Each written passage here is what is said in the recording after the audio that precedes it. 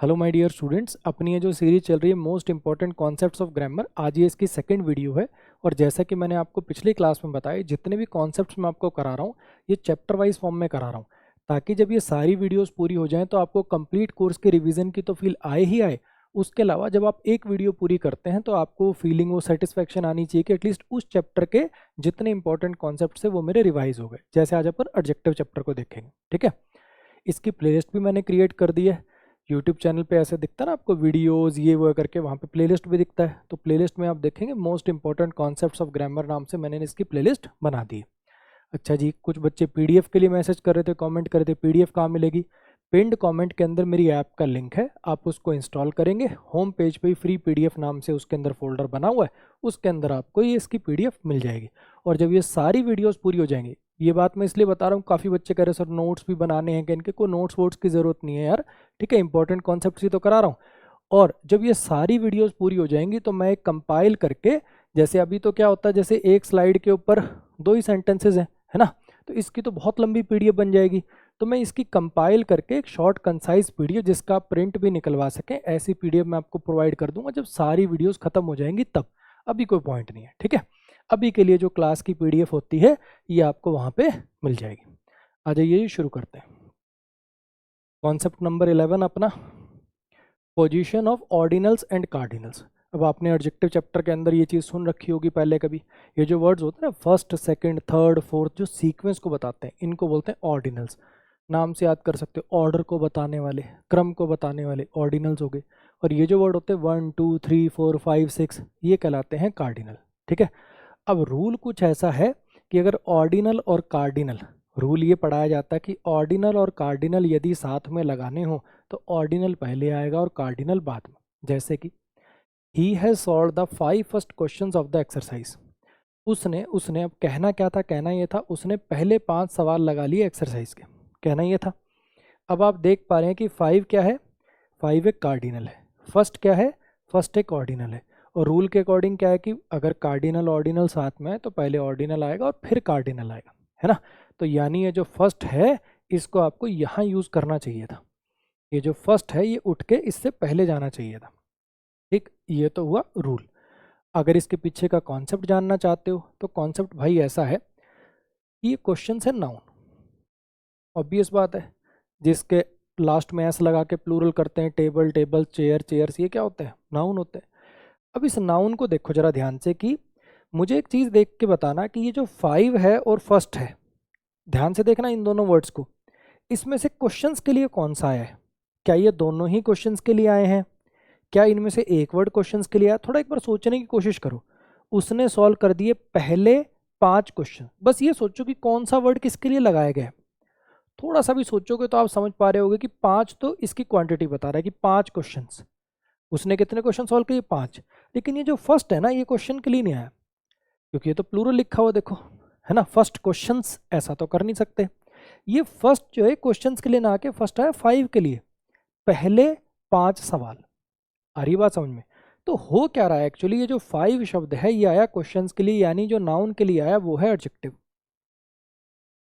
और ये जो फर्स्ट शब्द है ये आया 5 के लिए, पहले 5, हाँ के ना। तो ये इसके लिए आया यानी एडजेक्टिव के लिए आया, तो ये बनेगा एडवर्ब।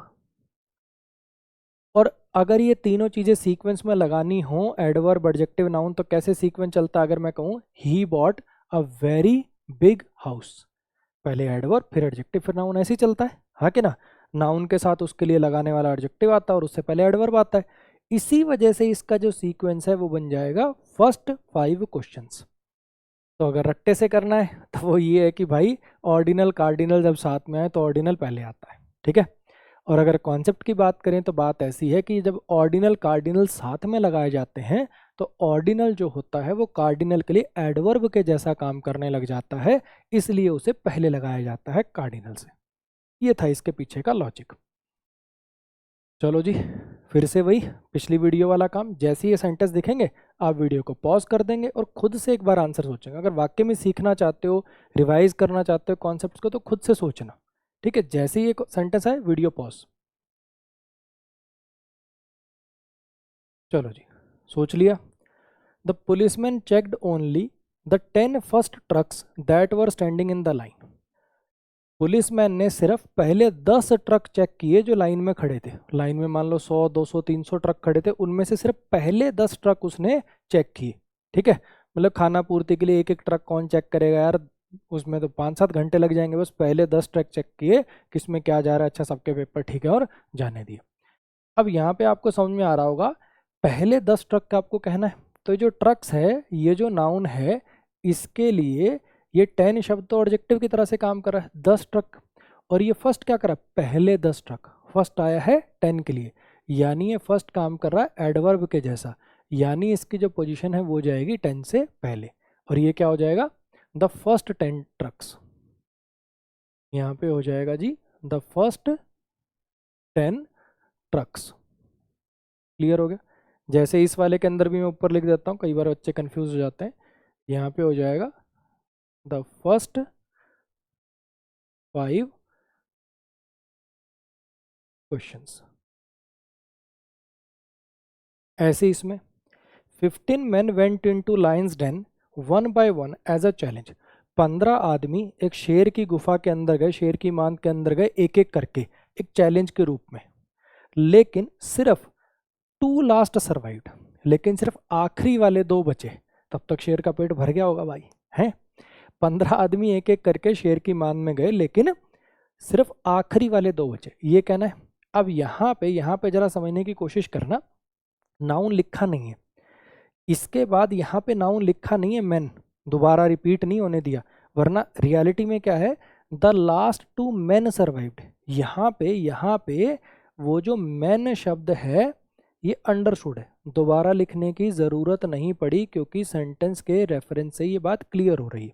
ठीक, यहाँ पे द लास्ट 2 men, मैन यहाँ पे अंडरस्टूड है। अब आप देख पा रहे हो 2 आदमी बचे और आखिरी 2 बचे, तो ये वाला एडजेक्टिव है, ये वाला एडवर्ब है, और ये ऑब्वियसली पहले जाएगा। यानी यहाँ पे ये वाला पार्ट कट के क्या हो जाएगा, द लास्ट 2 men। क्लियर होगी इतनी बात। नेक्स्ट पर आ जाइए। अगला जो अपना कॉन्सेप्ट है, ये ना कुछ कॉन्सेप्ट ऐसे हैं जो इस चैप्टर में भी पढ़ाए जा सकते हैं, सब्जेक्ट अब वर्ब एग्रीमेंट में पढ़ाए जा सकते हैं। जैसे प्रोनाउन चैप्टर के अंदर भी जब मैंने आपको इंपॉर्टेंट रूल कराया तब मैंने बताया था ना, ईच, ईदर, नीदर के बाद जब ऑफ आए तो आगे नाउन प्लूरल आता है, वर्ब सिंगुलर आती है, ऐसा कराया है ना। तो ये कुछ ऐसे कॉन्सेप्ट होते हैं जो इन चैप्टर में भी पढ़ाए जा सकते हैं और सब्जेक्ट वर्ब एग्रीमेंट में भी पढ़ाए जा सकते हैं। अब होता क्या है, ये जो वर्ड है ईच, ईदर, नीदर, एवरी, ये मैंने आपको पिछली क्लास में पढ़ाए थे प्रोनाउन में भी। ये जो शब्द है ना, ये डिस्ट्रीब्यूटिव होते हैं, एक एक करके बात करते हैं। अब इनमें से जो 3 शब्द हैं ये तो प्रोनाउन भी बन सकते हैं और एडजेक्टिव भी बन सकते हैं। इसके अंदर ये जो एवरी है ये सिर्फ एडजेक्टिव ही बन सकता है। लेकिन नेचर, अगर मैं ग्रामर की बात करूँ तो नेचर इनका सेम है, एक एक करके बात करना। जैसा आपको पिछली क्लास में बताया, देखो समझना। एक तो मान लीजिए यही सेंटेंस है, ठीक है। एक तो मैं सिंपली ये लिख दूं, all the boys of this class were called by the principal. इस क्लास के सब बच्चों को प्रिंसिपल के द्वारा बुलाया गया था, ठीक है। All the boys of this class were called by the principal, एक तो मैं ऐसा लिख दूं। अब ऐसा लिखने से पता क्या हो रहा है, ये जो ईच लगा, each boy of this class, इस क्लास का हर एक लड़का, इस क्लास का एक एक लड़का, इस क्लास का प्रत्येक लड़का बुलाया गया था प्रिंसिपल के द्वारा। तो एम्फोसिस आता है, ये अपन तब यूज करते हैं जब अपने को एम्फोसिस डालना होता है। इतनी बात क्लियर होगी। अब थोड़ा सा हो सकता है बच्चे के माइंड में कंफ्यूजन हो, है ना। यही सेम से वर्ड, कुछ ऐसा सा ही रूल अपन ने, या कह लो ऐसा सा ही कॉन्सेप्ट अपन ने प्रोनाउन में देखा और यहाँ पे एडजेक्टिव में भी दिख रहा है अपने को।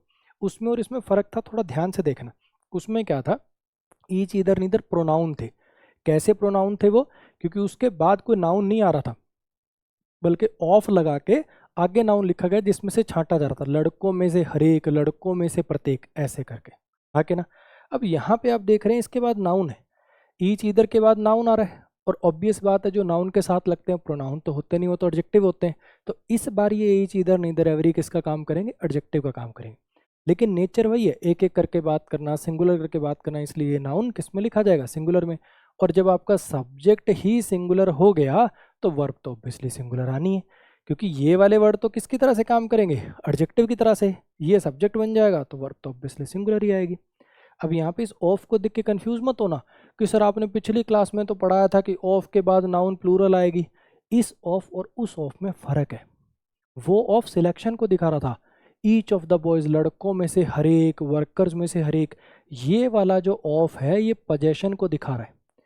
ये जो ऑफ प्रीपोजिशन है ये पोजेशन को दिखा रही है, अधिकार को दिखा रही है कि क्लास का हर एक लड़का। मेरी बात आई समझ में क्या कहना चाह रहा हूँ? ये जो ऑफ है, और वो एक प्रीपोजिशन के दो अलग अलग काम भी तो हो सकते हैं ना यार। तो ये जो ऑफ है ये पोजेशन को भी दिखाती है, सिलेक्शन को भी दिखाती है। पिछली क्लास में जो हमने पढ़ा वो पढ़ा था इसका सिलेक्शन वाला काम, अब ये कर रही है पोजेशन वाला काम। ठीक है जी। अच्छा, तो यहाँ पे अगर आप देख पा रहे हैं तो ये ईच क्या बन जाएगा, ये एक डिस्ट्रीब्यूटिव एडजेक्टिव बन गया, एक एक करके बात करने वाला वर्ड बन गया। तो इस बार ये जो बॉय है ये सब्जेक्ट बन गया, और ऑब्वियस बात है जब इसके साथ डिस्ट्रीब्यूटिव नेचर का वर्ड लिखा हुआ है, एक एक करके बात करने वाला वर्ड लिखा है, तो नाउन तो सिंगुलर ही आएगा। और अगर आपका सब्जेक्ट ही सिंगुलर आ गया तो ऑब्वियस बात है कि फिर वर्ब भी सिंगुलर आएगी, वर्ब सिंगुलर आएगी तो यहाँ पे वॉज कॉल्ड लिखना पड़ेगा। कॉन्सेप्ट क्लियर हो गया कि ईच, ईदर, नीदर, एवरी ये डिस्ट्रीब्यूटिव एडजेक्टिव होते हैं, एक एक करके बात करने वाले एडजेक्टिव होते हैं। जब इसके बाद कोई नाउन लिखा जाएगा तो ऑब्वियसली एक एक करके बात करें तो नाउन सिंगुलर होगा, और अगर नाउन यानी सब्जेक्ट ही सिंगुलर है तो वर्ब तो सिंगुलर आएगी। चलिए जी इनको करके दिखाइए। हाँ जी कर लिया। According to the rules set by the जजेस each speaker were allowed to speak for 5 minutes. जजेस के द्वारा, मान लो कोई भैया डिबेट कंपटीशन है या जो भी है ना, तो उसके अंदर जो जजेस थे उन्होंने जो रूल सेट किए थे, according to the rules set by the जजेस, उन रूल्स के अनुसार जो जजेस के द्वारा सेट किए गए थे, हर एक स्पीकर को 5 मिनट बोलने की अनुमति दी गई थी। ठीक है, अब ईच स्पीकर, देखो ये वाला पार्ट तो अलग है, ये वाला पार्ट अलग है। अब इसको भी अगर आप देखोगे तो अकॉर्डिंग टू प्रीपोजिशन हो गया, रूल्स इसका ऑब्जेक्ट हो गया, ये सेट कोई वर्ब नहीं है, पास्ट पार्टिसिपल है, रूल्स की विशेषता बता रहा है। कौन से रूल? जो जजेस के द्वारा सेट किए गए थे। आपका जो अगला क्लॉज है वो यहाँ से शुरू हो रहा है, हर एक स्पीकर को अलाउ किया गया था 5 मिनट बोलने के लिए, हाँ के ना। अब यहाँ पे ईच स्पीकर, ये ईच क्या हो गया, ये हो गया आपका डिस्ट्रीब्यूटिव एडजेक्टिव, हाँ के ना। और ये स्पीकर क्या बन गया आपका, सब्जेक्ट बन गया। और अगर एक एक करके बात करनी है, सिंगुलर करके बात करनी है, तो ईच के साथ नाउन कैसा आया हुआ, सिंगुलर, तो वर्ब भी कैसी आएगी, सिंगुलर। तो यहाँ पे वर अलाउड नहीं, यहाँ पर आपको वॉज अलाउड करना पड़ेगा। I am going to the family function only because every cousin of mine are coming. मैं फैमिली फंक्शन में सिर्फ इसलिए जा रहा हूँ, I am going to the family function, मैं फैमिली फंक्शन में सिर्फ इसलिए जा रहा हूँ क्योंकि मेरा हर एक कज़न आ रहा है, मेरा प्रत्येक कज़न आ रहा है। अब यहाँ पे आप देख पा रहे हैं फिर से वही बात, एवरी जो है ये बन गया आपका डिस्ट्रीब्यूटिव एडजेक्टिव, कज़न बन गया आपका सब्जेक्ट, हाँ के ना। अब यहाँ पे ये ऑफ प्रीपोजिशन है ना, यहाँ पे काम कर रहा सिलेक्शन का। थोड़ा सा भी आपको हो सकता है अजीब लग सके, मतलब अजीब लगे, लेकिन थोड़ी दिनों में, मतलब जब थोड़ा सा पढ़ लोगे तो आदत हो जाएगी पहचानने की। जैसे अगर मैं कहूँ one of the boys, one of the boys has scored this much marks, ऐसे करिए। यहाँ सोचो ऑफ क्या काम कर रहा है, लड़कों में से एक, तो ये हुआ सिलेक्शन, हाँ कि ना। लेकिन अगर मैं कहूँ the house of Rajesh is very big, यहाँ पे ऑफ क्या काम कर रहा है, क्या राजेश में से कुछ छांटना है, राजेश का अधिकार बनाना है घर के ऊपर, राजेश का घर। अब यहाँ पे पता क्या हो रहा है, ये माइन प्रोनाउन है, अगर आपको याद हो पिछली क्लास में पढ़ाया था, और ये माइन का मतलब है यहाँ पे माई कजन्स। प्रोनाउन क्या करता है, नाउन की जगह पे आता है, साथ में पोजेशन बनाता है। एवरी कजन ऑफ माइन का मतलब है हर कजन मेरे कजन्स में से, यानी जो टोटल कजन्स है ना मेरे, उनमें से हर एक कजन आ रहा है। जो टोटल कजन्स हैं, माइन का मतलब है माई कजन्स, मेरे कजन्स में से हर एक कजन, प्रत्येक कजन आ रहा है। क्लियर होगी इतनी बात। हालांकि इसका अपने आंसर से रिलेशन नहीं है, अपने आंसर की बात बस इतनी है कि एवरी डिस्ट्रीब्यूटिव है, सब्जेक्ट आपका सिंगुलर हो गया, सब्जेक्ट सिंगुलर हो गया तो ऑब्वियस बात है कि वर्ब भी सिंगुलर हो जाएगी। बोलो जी, क्लियर हो गया। नेक्स्ट पढ़िए। अगला जो अपना कॉन्सेप्ट है वो है जी सम वर्सेस एनी। ठीक है, आप इनको क्वांटिटेटिव एडजेक्टिव कह लो, क्वांटिफायर कह लो, अलग अलग दुनिया नाम यूज़ करती है। अब इनमें पढ़ाया तो जनरली ये थोड़ा सा ना रूल रट्टे से कोशिश तो करी जाती है, इसको ऐसे रूल बताए जाते हैं कि पॉजिटिव सेंटेंस में सम आता है, नेगेटिव और इंटेरोगेटिव में एनी आता है। ठीक है, फिर उसके बाद काफ़ी आपको और एक्सेप्शन भी बताई जाती हैं कि अच्छा किसी से कुछ मांगा जाए पॉजिटिव एक्सपेक्टेशन से, है ना, भले ही वो इंटेरोगेटिव हो फिर भी उसके अंदर सम आ सकता है। मैं आपको एक एक एग्जांपल थोड़ा बोल के बताता हूँ। जैसे अगर आपको पॉजिटिव सेंटेंस के अंदर यूज करना है, जैसे yes I have some money, तो yes I have any money नहीं होगा, yes I have some money होगा। ठीक है। नेगेटिव सेंटेंस में यूज करना है, I don't have some money, नहीं I don't have any money. Do you have any money? आ रही बात समझ में? कहने का मतलब नेगेटिव और इंटेरोगेटिव के अंदर एनी आता है, पॉजिटिव के अंदर सम आता है। लेकिन फिर इसकी कुछ एक्सेप्शन पढ़ाई जाएंगे आपको कि अगर आप किसी से कुछ मांगने की सेंस में बात कर रहे हो, अगर आप किसी से कुछ मांगो, would you lend me some money, है तो इंटेरोगेटिव लेकिन फिर भी सम आ गया, ऐसी एक्सेप्शन पढ़ाई जाएगी। किसी को कोई खाने पीने की चीज़ ऑफर करो, would you like to have some tea, interrogative है फिर भी सम आ गया। तो ऐसे दुनिया जहान के एक्सेप्शन फैक्सेप्शन को बहुत कुछ पढ़ाया जाता है। ठीक। लेकिन भैया इन क्वेश्चंस का एक सिंपल, ये वाली बात भी मैं ये नहीं कह रहा कि बिल्कुल दिमाग से निकाल दो, थोड़ा सा दिमाग में रखना, कई बार कंफ्यूजन होता है जब, तो ये वाली चीज़ काम आ जाती है। अदरवाइज इसको आपको मेनली करना है इसके हिंदी मीनिंग से। ठीक है। इसका हिंदी मीनिंग मैं व्हाट्सएप लैंग्वेज में लिख देता हूँ ताकि बाकी लोग भी पढ़ पाएँ। सम आपको लगाना होता है जब आपको मीनिंग देना होता है कुछ। ठीक है। एनी आपको लगाना होता है जब आपको मीनिंग देना होता है कोई। जनरली आपको ऐसा ट्रेंड दिखेगा। ठीक है। और जब दोनों टाइप के मीनिंग आ रहे हो, थोड़ा कंफ्यूज हो रहा हो, तो ये वाली बात दिमाग में लगा लेना। आई डोंट हैव सम या any experience of this field, मेरे पास इस फील्ड का कोई एक्सपीरियंस नहीं है। मीनिंग से पता चल रहा है, नेगेटिव है इसलिए एनी आएगा, इससे पता चल रहा है। ठीक। तो इसके अंदर ना दुनिया जहान के रूल पढ़ाए जाते हैं। हालांकि अगर आप इसको मीनिंग से करोगे तो आपके मैक्सिमम सेंटेंस ठीक हो जाएंगे। फिर भी अगर किसी में मीनिंग में आप करते समय पजल हो तो फिर ये वाली बात थोड़ी सी दिमाग में रखना। आ जाओ करके दिखाओ।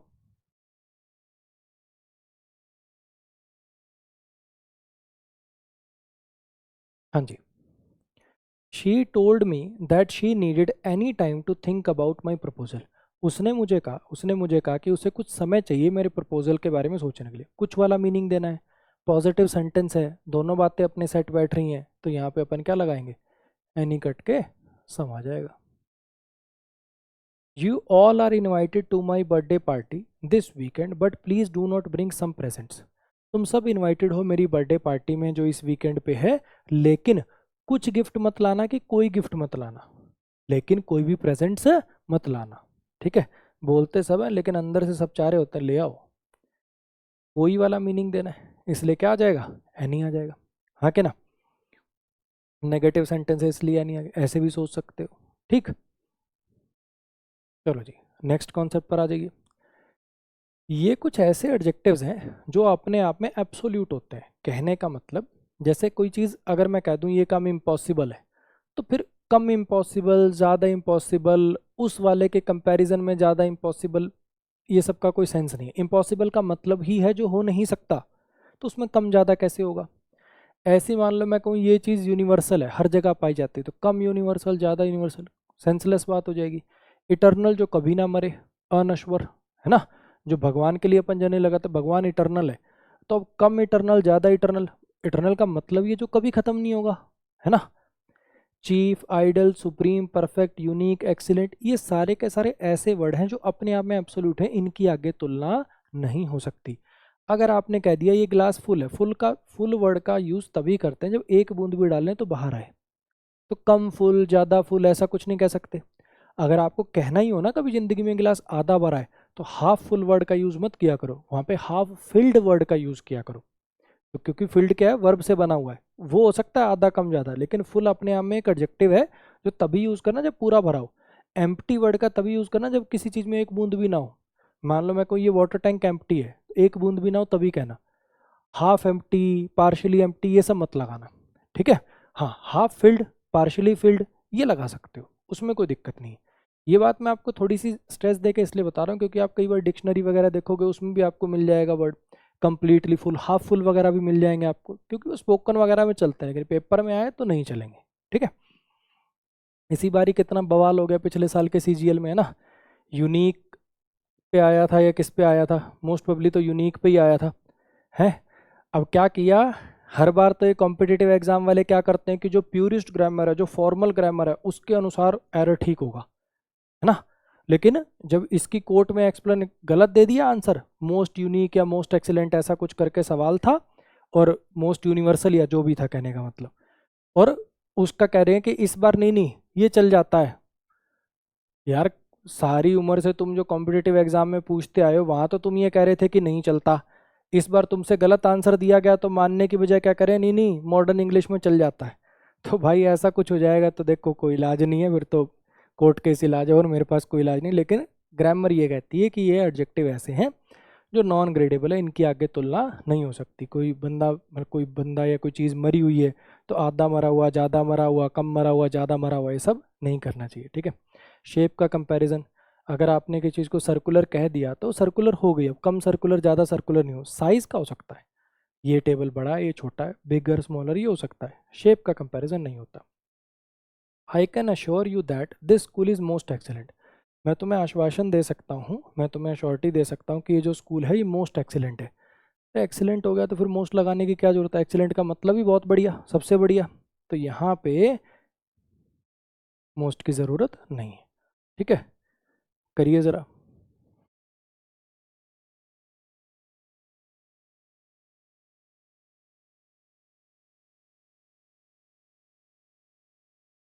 हाँ जी, I really love the area, मुझे सच में ये एरिया बहुत पसंद है और मैं इसको देखता हूँ एक सबसे आइडियल प्लेस के रूप में शादी करने के लिए। आप कहीं घूमने उमने गए, आजकल डेस्टिनेशन वेडिंग का ट्रेंड व्रेंड चल रहा है ना, आप कहीं घूमने गए, मनाली के किसी गांव में गए या कहीं पे भी फॉर एग्जांपल, वहाँ आप जाके आप कह रहे हो कि मुझे ये जगह बहुत पसंद है और मैं इसको देखता हूँ, मेरी नज़र में ये क्या है, सबसे आइडियल प्लेस है शादी करने के लिए, ठीक।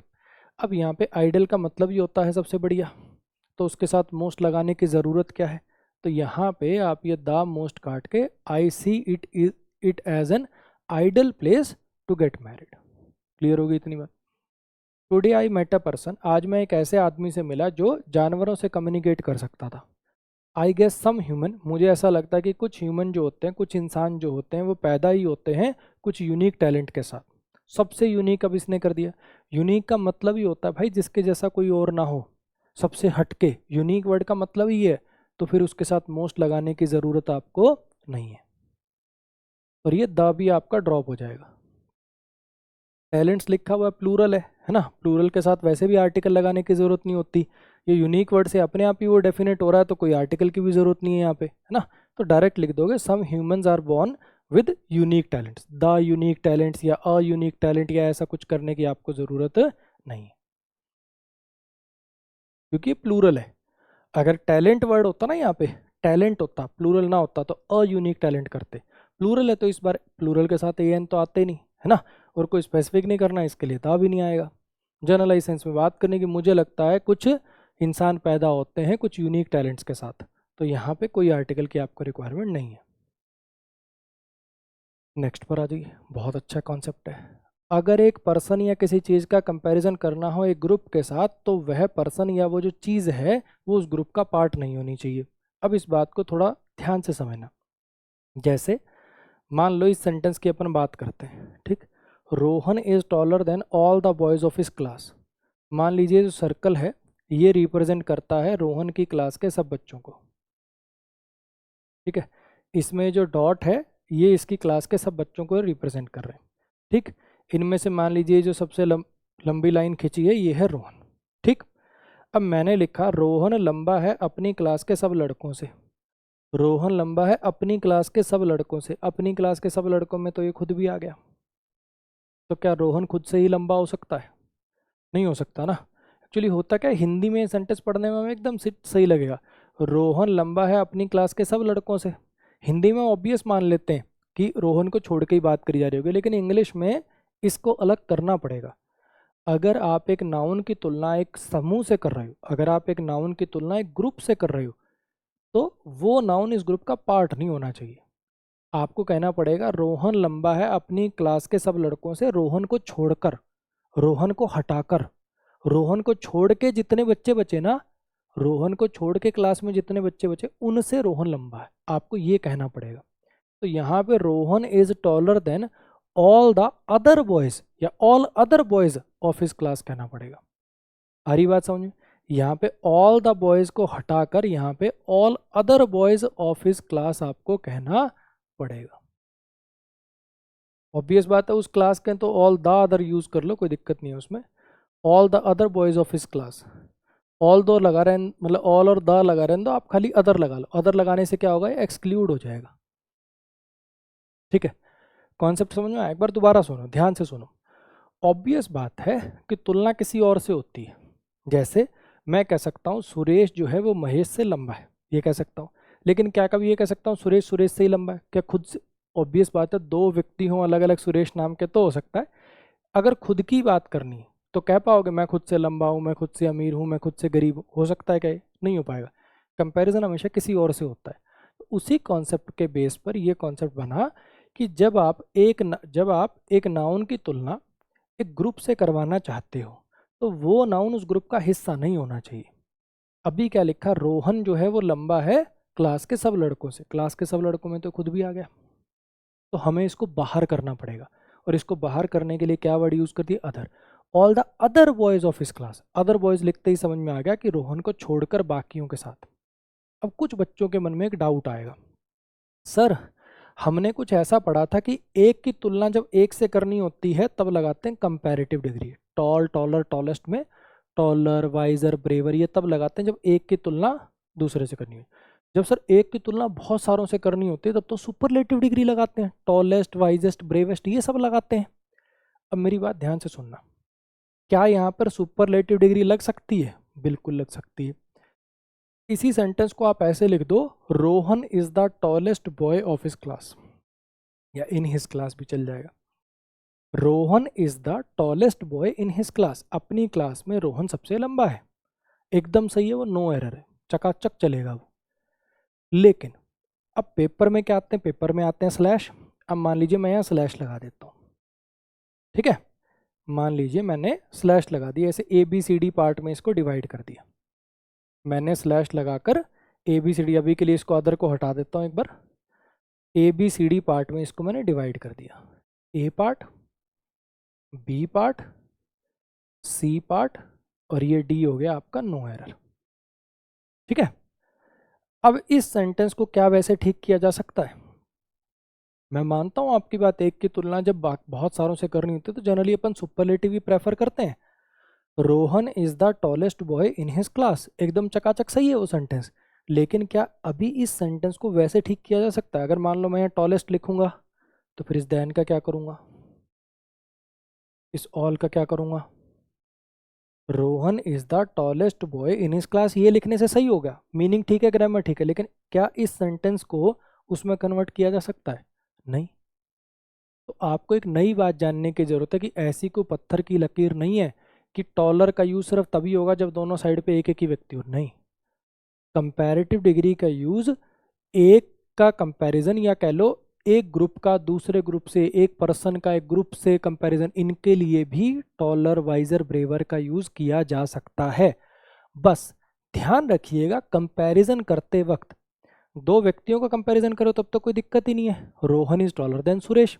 या इस साइड पे नाम लिखोगे तब भी कोई दिक्कत नहीं आएगी, Rohan is taller then Mahesh, Kunal and Amit, तब भी कोई दिक्कत नहीं आएगी। लेकिन ध्यान रखना, जब जब आप एक पर्सन की तुलना ग्रुप से कर रहे हो तो ये व्यक्ति इस ग्रुप का पार्ट नहीं होना चाहिए, इसको आपको अलग करना पड़ेगा। इसीलिए मैंने यहाँ पर कहा कि यहाँ पे आपको अदर शब्द का यूज करना पड़ेगा। अब मुझे लगता है कि काफ़ी हद तक ये कॉन्सेप्ट में और क्लैरिटी आ गई होगी। यानी आपको डायरेक्ट लिखना है, Shalini is the wisest girl in her class, खुशी से लिखिए, कोई दिक्कत नहीं है। लेकिन मान लो मुझे शालिनी की तुलना उसकी क्लास की सब लड़कियों से करनी है और कंपैरेटिव डिग्री लगाकर करनी है, सुपरलेटिव नहीं लगानी, कंपैरेटिव लगानी है, तो कैसे लिख सकता हूँ? Shalini is visor then, Shalini is visor then all the other girls in her class. मेरी बात आ गई समझ में? कहने का मतलब आप एक का कंपैरिजन बाकी सबसे सुपरलेटिव डिग्री लगा के तो कर ही सकते हो, लेकिन जब कंपैरेटिव लगाओ तो ध्यान रखना, जब ग्रुप से तुलना होगी तो एक्सक्लूड करना भूल मत जाना। ठीक है, करके दिखाओ।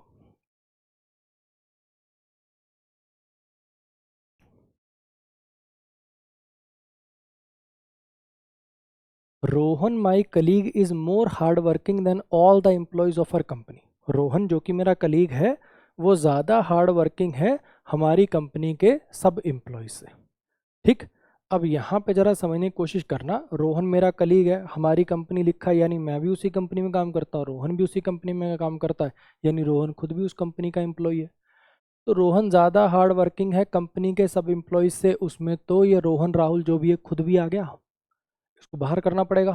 तो क्या लिखना पड़ेगा, all the other employees of our company, कि बाकी जो एम्प्लॉयज है ना उनके कंपैरिजन में राहुल ज़्यादा हार्ड वर्किंग है। राहुल को छोड़कर बाकी जितने बच गए ना उनमें ये सबसे हार्ड वर्किंग है। आप इसको क्या सुपरलेटिव में लिख सकते हो, बिल्कुल, Rahul my colleague is the most hard working employee of our company, superlative में बिल्कुल लिख सकते हो। लेकिन दिक्कत क्या होगा, पेपर में आएंगे स्लैश, पेपर में स्लैश आएंगे, एक स्लैश यहाँ लगा दिया, एक स्लैश यहाँ लगा दिया, अब नहीं लिख पाओगे आप इसको सुपरलेटिव में, फिर आपको ऐसे ही ठीक करना पड़ेगा और कोई चारा ही नहीं है। अब शायद आप मेरी बात समझ पा रहे होंगे। Based on the stories that I read when I was a child, उन कहानियों पर आधारित, जो कहानियां मैंने बचपन में सुनी थी उन पर आधारित बात बोल रहा है बंदा, मुझे ऐसा लगता है कि कोई एनिमल, कोई भी जानवर उतना चतुर नहीं है। ये याद होगा आपको, पिछली क्लास में बताया था मैंने सिमिली कंपैरिजन के लिए, उतना चतुर नहीं होता, उतना चालाक नहीं होता जितना एक फॉक्स होता है। जो कहानियां मैंने बचपन में सुनी है, आपने सुना होगा ना, कनिंग फॉक्स, चालाक फॉक्स, लोमड़ी की कहानियां बहुत ज़्यादा होती थी बचपन में। तो जो कहानियां मैंने बचपन में सुनी थी उन पर आधारित मुझे ऐसा लगता है कि कोई भी एनिमल उतना चालाक नहीं होता जितना कि लोमड़ी होती है। ठीक है, अब लोमड़ी खुद क्या है, फॉक्स खुद क्या है, एनिमल ही तो है। तो अब स्ट्रक्चर अलग है लेकिन बात वही है, फंडा वही है। फॉक्स की तुलना करनी किसी भी एनिमल, कोई एनिमल उतना चालाक नहीं है जितनी फॉक्स है। फॉक्स खुद क्या है भाई, खुद एनिमल नहीं है क्या, वो खुद भी तो एनिमल ही है।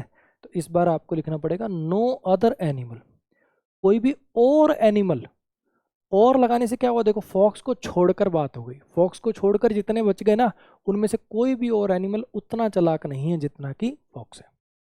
तो फंडा भैया ऐसा था कि बहुत बार कंपैरेटिव डिग्री का जो यूज़ है ना, वो एक इधर भी एक इधर भी एक की तुलना की बजाय एक पर्सन की तुलना एक पूरे ग्रुप से कराने के लिए भी कर लिया जाता है। लेकिन ध्यान रखिएगा जब ऐसा करें तो वह नाउन इस ग्रुप का भाग नहीं होना चाहिए। अब यहाँ पे एक स्टार मार्क करके और पॉइंट आपको बोल रहा हूँ, जब आप सुपरलेटिव डिग्री लगाते हो तब ये अदर फदर की जरूरत नहीं होती। सुपरलेटिव का मतलब ही होता है एक की तुलना बाकी सबसे। Rohan is the tallest boy in his class, यहाँ पे अदर फदर की जरूरत नहीं है, ये अदर वदर लगा के बाहर करना ये कंपैरेटिव में ही करना पड़ता है। सुपरलेटिव का मतलब ये है एक की तुलना बाकी सबसे, वहां पे ये अदर फदर की जरूरत नहीं पड़ती। नेक्स्ट पे जाइए, don't use more with comparative degree adjectives and most with superlative degree adjective. आपने सुना होगा दो कंपैरेटिव एक साथ नहीं आते या दो सुपरलेटिव एक साथ नहीं आते, ऐसे करके ही बात पढ़ाई जाती है। ठीक है, हालांकि बिल्कुल सिंपल सी बात है, पता नहीं ऐसे रूल रट्टे में क्यों पढ़ाई जाती है। सुनना मेरी बात, he is more stronger then Ajay, ठीक है, वो स्ट्रोंगर है अजय से।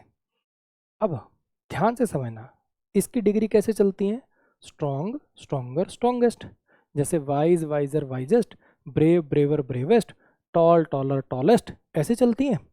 तो ये जो ऑलरेडी कंपैरेटिव डिग्री में है, कंपैरेटिव डिग्री है ना ये स्ट्रॉन्गर, ऑलरेडी कंपैरेटिव में है, तो मोर क्यों लगा रहे हो। मोर तो ऐसी जगह पे लगाना पड़ता है जिन बेचारों की ये ER लगा के बनती नहीं है। जैसे ब्यूटीफुल की मान लो कंपैरेटिव बनानी है तो ब्यूटीफुलर तो लिख नहीं सकते, इंटेलिजेंट की बनानी तो इंटेलिजेंटर तो लिख नहीं सकते, है ना। तो वहाँ इसकी सहायता लेनी पड़ती है, beautiful more beautiful most beautiful, intelligent more intelligent most intelligent. वहाँ तो समझ में आता है कि मोर की जरूरत पड़ेगी, अरे ये तो पहले ही कंपैरेटिव है, इसके साथ मोर की क्या जरूरत पड़ रही तुम्हें। पहली बात ये तो समझ में आ गया कि मोर तो यहाँ पे गड़बड़ है। फिर भी एक केस ऐसा हो सकता है कि इंटेंसिटी बढ़ाना चाहता हो सामने वाला, ऐसा कहना चाहता हो वो जो है वो अजय से तो कहीं ज़्यादा बलवान है भाई। करते हैं ना अपन कई बार, मान लो समझ लो ऐसे समझो कि ये जो बंदा है अजय मान लो 100 किलो वजन उठा सकता है, ये जो बंदा है 400 किलो वजन उठा सकता है, ठीक है। एक तो नॉर्मल सिर्फ स्ट्रॉन्गर लगाएं कि ही स्ट्रॉन्गर देन अजय। अरे अजय अजय 100 किलो उठा पाता, वो 400 किलो उठा देता भाई, वर्ल्ड चैंपियन है। वो तो इससे कहीं ज़्यादा स्ट्रॉन्ग है। ये कहीं ज़्यादा वाली फील कैसे लेके आओगे, है ना। तो एक्चुअली है क्या, अगर अगर मैं इस रूल को एक्सप्लेन करूं तो मैं इसको ऐसे एक्सप्लेन करूंगा। ये जिस बंदे ने सेंटेंस लिखा या सोचा, जो ऐसी गलतियां करते हैं, वो पता है, वो ऐसा नहीं कि उनको पता नहीं है कि कंपैरेटिव डिग्री है।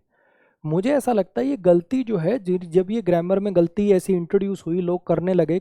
देखो, रूल तभी बनते हैं, कॉन्सेप्ट तभी बनते हैं जो गलतियां लोग नॉर्मली कर रहे होते हैं। He is taller than me सुनने में अच्छा लगता है, लेकिन मी कटवा के आई करवाना पड़ा, बताना पड़ा लोगों को कि गलत है। तो गलतियां वही आती हैं जो लोग अक्सर करते हैं।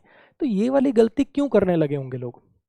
मुझे ऐसा लगता है कि उनको चाहिए था इंटेंसिटी को बढ़ाना, कि कहीं ज़्यादा बलवान। तो उन्होंने गलती से ये लगा दिया। मेरे हिसाब से सही मायने में ना, ये एडजेक्टिव चैप्टर का एरर है ही नहीं, ये एडवर्ब चैप्टर का एरर है। कि कंपैरेटिव डिग्री एडजेक्टिव की इंटेंसिटी को जब आपको बढ़ाना हो, तो उसके लिए सही शब्द मोर नहीं होता, उसके लिए सही शब्द मच या फिर फार होते हैं। अगर आपको कंपैरेटिव की भी और इंटेंसिटी उठानी ना, कहीं ज़्यादा बलवान, कहीं ज़्यादा महंगा, कहीं ज़्यादा बड़ा, तो उसके लिए ये वर्ड होते हैं। Our house is far bigger than theirs, far bigger, much stronger, much wiser, ये वर्ड होते हैं। ये वो एडवर्ब होती हैं जो इसकी इंटेंसिटी को उठाएंगी। ये जो एडजेक्टिव है, ये जो कंपैरेटिव डिग्री का एडजेक्टिव है, अगर आपको इंटेंसिटी इसकी बढ़ानी है तो ये एडवर्ब लगनी चाहिए। एक बार फिर से सुन लो, बुक्स में आपको ज़्यादातर ये रूल रट्टा मिलेगा, दो कंपैरेटिव एक साथ नहीं आती, क्योंकि इतना डिटेल कौन बताएगा क्या एडवर्ब है ये वो। अच्छा, दो ई आर टाइप के वर्ड हैं, दो कंपैरेटिव में बेटा साथ में नहीं आते। मोर को काट दो। 90% बल्कि 95% किताब में आपको आंसर मिलेगा मोर को काट दो। ठीक है। अगर ये सवाल आया एरर में, फिर तो नंबर मिल जाएंगे आपको। दिक्कत आएगी जब ये सवाल आ जाएगा सेंटेंस इंप्रूवमेंट में। सेंटेंस इंप्रूवमेंट में अगर दो ऑप्शन हुए ना, और ऐसा मैं मन से नहीं कह रहा हूँ, हो चुका है ऐसा, 50 बार हो चुका है। अगर इसी को मैं अंडरलाइन करके सेंटेंस इंप्रूवमेंट में दो ऑप्शन दे दूं, एक तो जिसमें सिर्फ ऐसा लिख दूं he is stronger then Ajay, और एक ऑप्शन हो ही is much stronger then Ajay, तो पेपर बनाने वाला मच स्ट्रोंगर को टिक कराएगा, और तब वो रूल की धज्जियां उड़ेंगी। इतना रूल रटने की जरूरत क्या है? बेसिक बात क्या है, स्ट्रोंगर ऑलरेडी कंपैरेटिव है, तो इस शब्द से जिसने सेंटेंस लिखा करना क्या चाह रहा था, वो इसकी इंटेंसिटी बढ़ाना चाह रहा था। और कंपैरेटिव डिग्री की इंटेंसिटी बढ़ाने वाली एडवर्ब मच या फिर फार होती हैं। इतना सा कॉन्सेप्ट है। मोर कंपैरेटिव डिग्री की इंटेंसिटी बढ़ाने के लिए यूज नहीं होता, मोर तो कंपैरेटिव बनाने के लिए यूज होता है। कोई बेचारी ऐसी, कोई ऐसा एडजेक्टिव हो बेचारा जिसका खुद का ई आर लगा के कंपैरेटिव नहीं बन सकता, वहाँ मोर का यूज लेते हैं। मोर ब्यूटीफुल, मोर इंटेलिजेंट, मोर एक्सपीरियंस्ड, वहाँ मोर का यूज होता है। मोर का काम इंटेंसिटी बढ़ाना नहीं है, वो काम इनका है। ये कॉन्सेप्ट है। करो जी।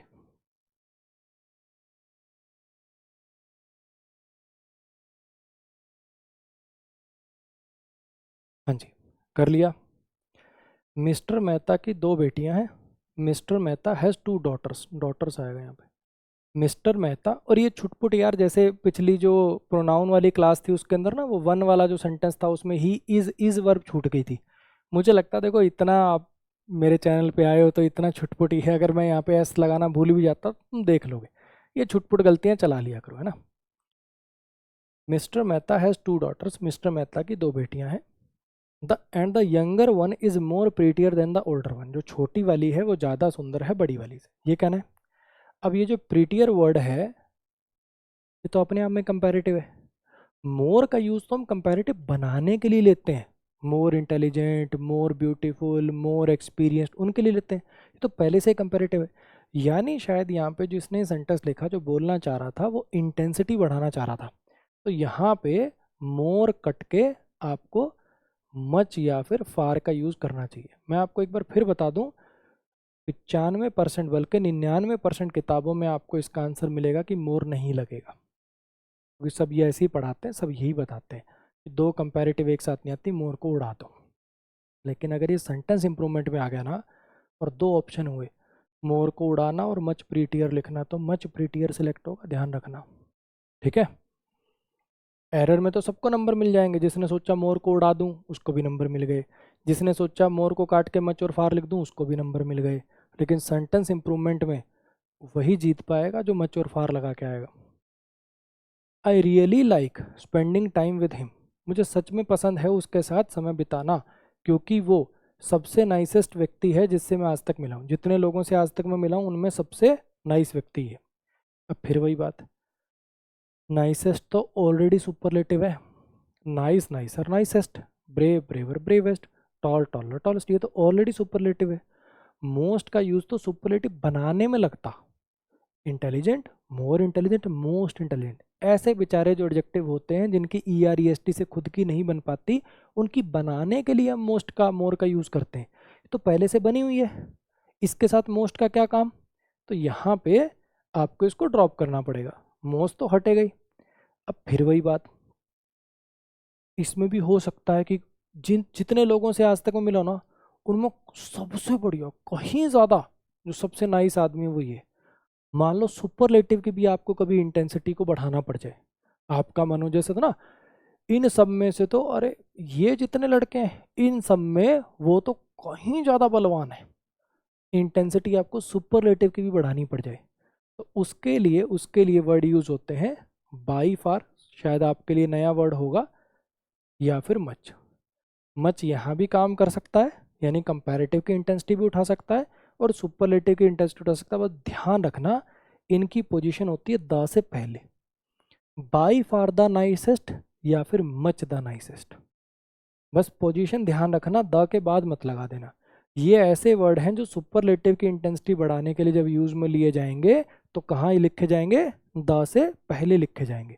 ही is by far the nicest person I have ever met, या फिर he is much the nicest person, आपको ऐसे लिखना पड़ेगा।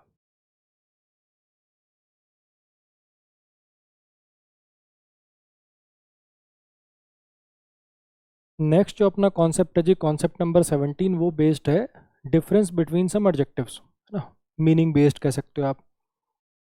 लेटर और लेटर में क्या फ़र्क है भाई, लेटर आता है टाइम के लिए, लेटर का मतलब होता है दो में से बाद वाला। ठीक है, कोई भी दो चीज़ें मान लो मैं कहूँ कि आई हैव टू फ्रेंड्स, मेरे दो दोस्त हैं, फर्स्ट वन इज़ दिस, और जो बाद वाला है वो ये है, तो मैं क्या कहूँगा कि the latter one is a doctor, he is, मान लो मैं कहूँ कि these are my two friends, ये दो मेरे दोस्त हैं, ही इज़ अ डॉक्टर, ये एक डॉक्टर है, और एंड द लेटर वन, और जो बाद वाला है वो क्या है, वो एक टीचर है।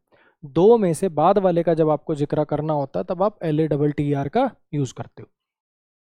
फार्दर और फर्दर, फार्दर का यूज़ होता है डिस्टेंस को दिखाने के लिए, फर्दर का मतलब होता है इन एडिशन टू समथिंग। जैसे अगर मान लो मैं कहूँ डोंट आर्ग्यू फर्दर, और बहस मत कर, मतलब जितनी कर ली और बहस मत कर। डोंट ईट फर्दर, और खाने की ज़रूरत नहीं है, मतलब जितना आप खा चुके हो उससे और, in addition to something. Don't invest further, और इन्वेस्ट मत करो। गुड एक एडजेक्टिव होता है, वेल एक एडवर्ब होता है, इस पेज पर भी सवाल बनते हैं। बैड एक एडजेक्टिव होता है, इल एक एडवर्ब होता है, इस पेज पर भी सवाल बनते हैं। फार और अ लॉन्ग वे का डिस्टेंस, फार कहाँ यूज़ करते हैं, लॉन्ग वे कहाँ यूज़ करते हैं, ये इजी है यार, ये तो मतलब ऐसे लिखे होते हैं लेकिन इजी है। मतलब लास्ट और लेटेस्ट तो मुझे लगता है कि हर बच्चे को पता ही होगा, है ना। लास्ट का मतलब था आखिरी, लेटेस्ट मतलब ताज़ा तरीन। मुझे लेटेस्ट खबर बताओ, मुझे लास्ट खबर बताओ, ये तो कहोगे नहीं, है ना। तो सेंटेंस पढ़ के इनका तो पता चल जाएगा, लास्ट मतलब आखिरी, लेटेस्ट मतलब सबसे ताज़ा तरीन, नेक्स्ट मतलब अगला, नियरेस्ट मतलब सबसे पास, ये तो बहुत ईजी है, तो सेंटेंस पढ़ते ही पता चल जाते हैं। ठीक है, आ जाओ इन पे कुछ सेंटेंसेस देखते हैं। पहले आप ट्राई करो फिर मैं कराता हूँ, वीडियो पॉज करना है, ट्राई करना है। हाँ जी, of these two cuisines I would love to have the latter one. मान लो आप किसी रेस्टोरेंट में गए, ठीक है, अब वहाँ का एक फिक्स मेन्यू है, वहाँ पे थालियाँ मिलती हैं अलग अलग टाइप की, ठीक, असमीज़ थाली, ये थाली। अब मान लो वहाँ पे आप सुबह सुबह गए हो, वहाँ पे दो टाइप की कुजीन अवेलेबल है, कि या तो आप नॉर्थ इंडियन थाली खा सकते हो या साउथ इंडियन थाली खा सकते हो। ठीक है, तो आप क्या कह रहे हो, इन दोनों कुजीन्स में से, साफ लिखा हुआ है कि दो चॉइस है, इन दोनों कुजीन्स में से मैं पसंद करूंगा बाद वाली खाना। अब यहाँ पे टाइम की तो कोई बात नहीं करनी, दो में से बाद वाले का रेफरेंस है, तो यहाँ पे LATER ना लिख के हम लिखेंगे लेटर, LATTER। क्लियर हो गया। I hope it won't be a problem if we postpone this meeting to a later date. अब मान लो कि आज आप किसी काम में बिजी हो, मीटिंग में आ नहीं पा रहे, है ना, या कुछ लोग आए नहीं जो बड़े ज़रूरी थे, तो जो बाकी आए हैं उनको आप कह रहे हो मुझे लगता है, मैं उम्मीद करता हूँ कि कोई प्रॉब्लम नहीं होगी अगर हम इस मीटिंग को किसी और डेट पे शिफ्ट कर लें। अब यहाँ ऐसा तो कोई रेफरेंस था नहीं कि दो ही डेट थी, कि आज की डेट के बजाय वो जो सेकंड वाली डेट थी वहाँ शिफ्ट कर लें, ऐसा कोई रेफरेंस तो है नहीं। यानी सिंपली टाइम की बात करनी, कभी फिर बात की किसी डेट पे अपन रख लेते हैं। तो यहाँ पे आप यूज़ करोगे टाइम की बात करनी है, दो का कोई रेफरेंस नहीं है, तो इसलिए लेटर डेट, एक लेटर डेट पे इसको शिफ्ट कर देते हैं। इनको देखिए, हाँ जी, मैं डिस्कस करना चाहता था उस टॉपिक को फर्दर, मैं उस टॉपिक को और डिस्कस करना चाहता था, लेकिन मेरे प्रोफेसर के पास टाइम नहीं था। ठीक है, अब यहाँ पे फार्दर कोई डिस्टेंस की बात करनी है कि कुछ डिस्कशन तो आपने किया, मैं और ज़्यादा डिस्कशन उस पर और डिस्कशन करना चाहता था, लेकिन प्रोफेसर के पास टाइम नहीं था, ये मीनिंग देना है। इन एडिशन टू वाला मीनिंग देना है, तो यहाँ पे क्या लगाओगे, फर्दर लगाओगे। क्लियर हो गया। My college is located further than hers, मेरा जो कॉलेज है उसके कॉलेज से और दूर है, यानी और आगे लोकेटेड है। फिर भी उसको एक स्कूटी मिली और मुझे एक बाइक। ठीक है, हर भाई बहन की दुविधा। ठीक, जब जब आप दोनों 10वीं 9वीं में हुए, या दोनों एक ही साल का गैप है, आपका कॉलेज दूर है, लेकिन फिर भी आपको दिलाई गई साइकिल की, तू साइकिल से जा, बहन स्कूटी से जाएगी, है ना। गलत उसमें कुछ नहीं है, उसके भी कारण होते हैं, आपको पता ही है। मेरा जो कॉलेज है उसके कॉलेज से, मेरा जो कॉलेज है वो लोकेटेड है उसके कॉलेज से दूर, फिर भी उसको स्कूटी मिली थी और मुझे बाइसिकल। ठीक है, वॉज लोकेटेड भी लगा सकते हो, लेकिन मान लो कॉलेज आप अभी भी जा रहे हो, स्कूटी पहले मिली थी, तो इसको पास्ट में लिखने में कोई दिक्कत है नहीं। तो यहाँ पे फर्दर की बजाय यहाँ पे इस बार डिस्टेंस की बात करनी है, तो आप लिखेंगे फार्दर देन हर्स, कहने वाला उसके कॉलेज से दूर है। इनको करिए।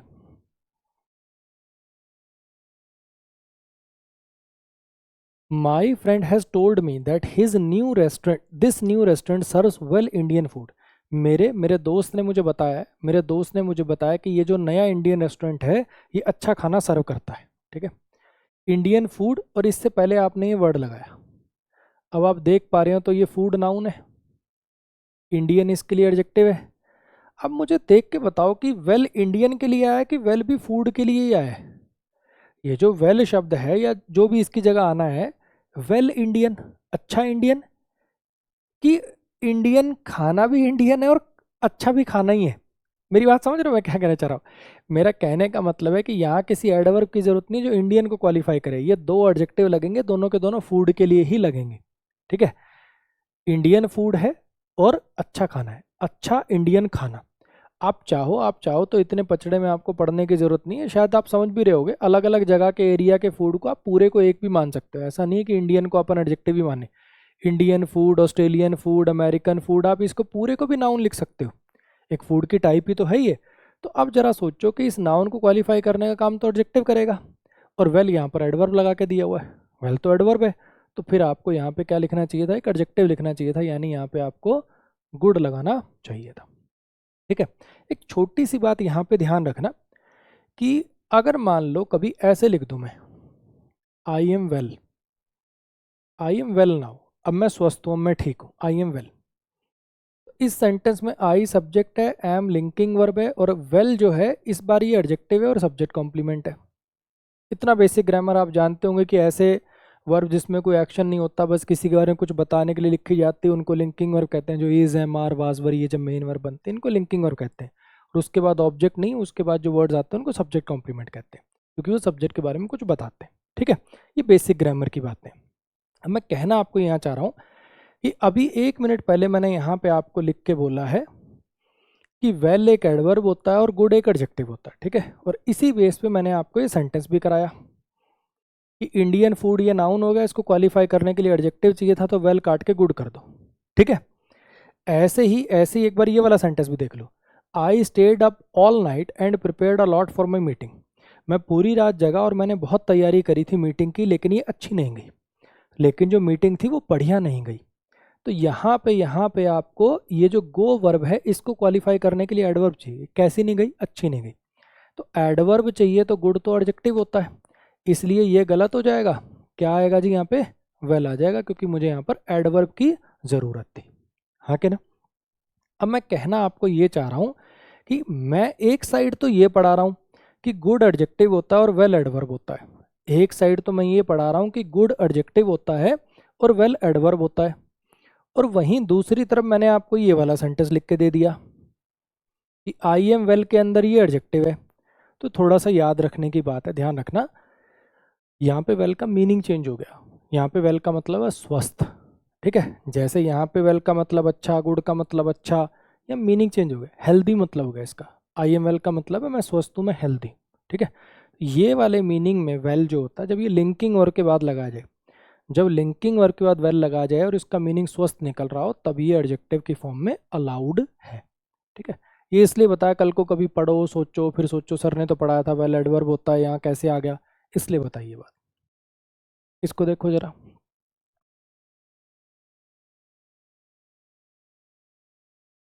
When he was here last year, he was grossly bad treated by you. जब वो यहाँ था ना पिछले साल, जब वो यहाँ था पिछले साल, तो उसे बहुत बुरा ट्रीट किया गया था तुम्हारे द्वारा, ठीक है। अब यहाँ पे जरा समझने की कोशिश करना, या तो इसको ऐसे लिख लेते हैं अपन, When he was here last year, जब वो यहाँ पिछले साल जब वो यहाँ था, he was treated very badly by you.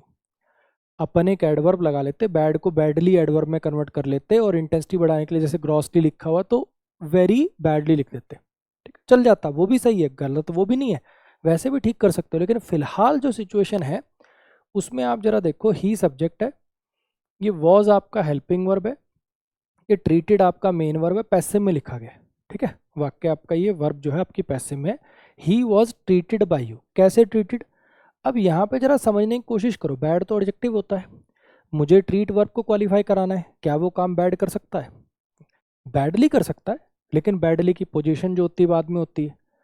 मैं फिर बता रहा हूँ, किसी बच्चे के दिमाग में अगर ये आ रहा है कि सर इसको ऐसे लिख सकता हूँ क्या, ही was treated very badly bye you, तो हाँ जी लिख सकते हो। लेकिन जो मैं आपको कॉन्सेप्ट पढ़ाना चाहता हूँ वो ये बताना चाह रहा हूँ कि ट्रीटेड वर्ब है, वर्ब को क्वालिफाई एडवर्ब करते हैं, बैड तो एडजेक्टिव होता है। तो यहाँ पे अगर मैं बैड काट कर इल लिख दूं तो ये भी सही है। He was treated grossly ill, he was grossly ill treated by you, ऐसे लिख दूं तो ये भी ठीक है। इल एडवर्ब बनेगा ट्रीटेड के लिए, और ग्रॉसली एडवर्ब बनेगा इल के लिए, इंटेंसिटी बढ़ाने वाला। ये जो इल है ये ट्रीटेड के लिए है, he was grossly ill treated, ill लगा ट्रीटेड के लिए और ग्रॉसली लगा इसके लिए। इतनी बात समझ में आई? इसको देखो, Rohit has made some bad choices in life but trust me he is not an ill person. Rohit ने ज़िंदगी में कुछ बुरी चॉइसेस ली है, मैं मानता हूँ, लेकिन मेरा भरोसा करो वो कोई बुरा आदमी नहीं है। अब यहाँ पे पर्सन क्या है? नाउन है, ठीक। और नाउन के साथ मुझे क्या चाहिए था? एडजेक्टिव चाहिए था। इल तो जनरली एडवर्ब होता है ना। तो यहाँ पे बुरा वाला मीनिंग देना है, तो इसलिए मैं यहाँ पे क्या लिख दूंगा? बैड पर्सन लिख दूंगा। क्लियर होगी इतनी बात? अब फिर वही बात, अगर सेंटेंस ऐसा लिख दिया जाए, आई एम इल या शी इज़ इल या ही इज़ इल, इसमें क्या है? आई सब्जेक्ट है, फिर से ये लिंकिंग वर्ब हो गई, और ये इल जो है ये एडजेक्टिव है बनेगा इस बार, और सब्जेक्ट कॉम्प्लीमेंट बनेगा। सर अभी तो आप कह रहे थे कि ये एडवर्ब होता है, मीनिंग चेंज हो गया ना भाई, अस्वस्थ मतलब होगा इसका, मीनिंग चेंज, स्ट्रक्चर चेंज। अगर लिंकिंग वर्ब के बाद इल लिख दूं और मीनिंग अस्वस्थ आ रहा हो तब ये एडजेक्टिव होता है, ठीक है। एक छोटी सी चीज़ अगर कंफ्यूज ना हो तो बोल देता हूँ, जैसे यहाँ पे मैंने पर्सन से पहले मैंने क्या कहा? पर्सन नाउन है और मुझे बुरा वाला मीनिंग चाहिए, तो मैं यहाँ पे इल काट के मैंने बैड लगा दिया, ठीक है, कि बैड पर्सन अपन इसको लिखेंगे, ठीक। एक ऐसा बेसिकली जनरली, बहुत वर्ड तो नहीं, एक ही ऐसा जनरली वर्ड है जिसमें इल जो है नाउन के साथ लगकर भी एडजेक्टिव वाला काम कर देता है, वो है इल इफेक्ट्स। किसी चीज़ के बुरे प्रभाव जो होते हैं ना, बैड इफेक्ट्स वर्ड गलत नहीं है, लेकिन इल इफेक्ट्स भी अपने आप में एक वर्ड होता है, तो उसको एक्सेप्शन मान लेना यार, याद कर लेना, है ना। फिर से देख लो मैंने क्या बताया, मैंने यहाँ पे ऊपर वाले में बताया कि ट्रीटेड वर्ब को क्वालिफाई करने के लिए एडवर्ब चाहिए, तो बैड कट के इल आएगा। यहाँ पर्सन नाउन को क्वालिफाई करने के लिए एडजेक्टिव चाहिए तो इल कट के बैड आएगा, क्योंकि इल एक एडवर्ब है और बैड एक एडजेक्टिव है। लेकिन फिर कुछ और जो एक्स्ट्रा बातें वो क्या बताए कि इल अगर ऐसे स्ट्रक्चर में यूज हो तो एडजेक्टिव माना जाएगा। और एक वर्ड को एक्सेप्शन मान लेना, वैसे जनरली नाउन से पहले इल आप नहीं लगाओगे, इल पर्सन नहीं लिखोगे आप, लेकिन एक ऐसा नाउन है इफेक्ट्स, उसके साथ आ सकता है इल इफेक्ट्स, उसको आपको याद रखना है। ठीक, नेक्स्ट पे जाओ। फार और अलोंग वे। फार और अलोंग वे में क्या डिफरेंस है? फार शब्द का यूज आप करोगे नेगेटिव या इंटेरोगेटिव में। मान लो मुझे कहना है कि मेरा घर ज़्यादा दूर नहीं है यहाँ से, my house is not far from here, कर सकते हो। कितनी दूर है यहाँ से तुम्हारा college, how far is your college from here, कर सकते हो। नेगेटिव या इंटेरोगेटिव हो तो उसके अंदर फार यूज कर सकते हो आप, कोई दिक्कत नहीं। लेकिन जब पॉजिटिव सेंटेंस हो, he is good at shooting the ball into the net from far, वो अच्छा है, वो बहुत अच्छा है बॉल को नेट में डालने, वो इस चीज, गुड एट समथिंग का मतलब होता है किसी चीज में अच्छा होना। If you are good at something, आप किस चीज में अच्छे हो, तो वो अच्छा है बॉल को नेट में शूट करने में। कहाँ से?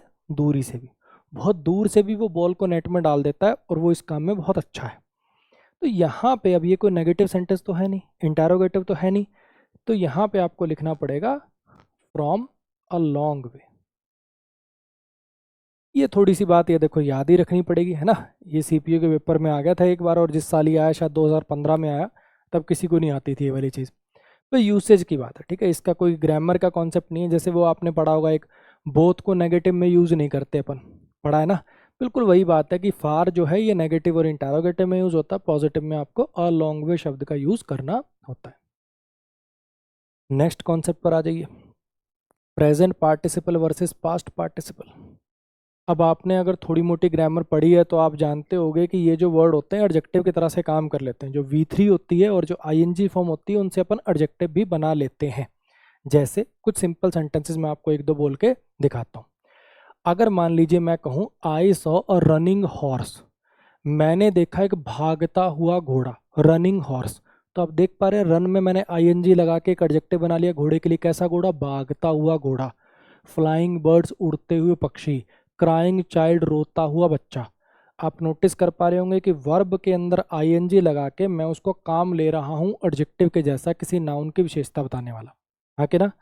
फ्लाइंग बर्ड्स, उड़ते हुए पक्षी, फ्लाइंग ने विशेषता बता दी बर्ड्स की, फ्लाइंग बर्ड्स उड़ते हुए पक्षी। क्राइंग चाइल्ड, रोता हुआ बच्चा। रनिंग हॉर्स, भागता हुआ घोड़ा। फाइटिंग बुल्स, लड़ते हुए बैल। तो आप ये नोटिस करेंगे कि V1 प्लस ING फॉर्म से हम कई बार एडजेक्टिव भी बना लेते हैं, ऐसे हम V3 से भी बना लेते हैं। वुंडेड मैन, घायल आदमी। स्टोलन मनी, चोरी किया गया पैसा।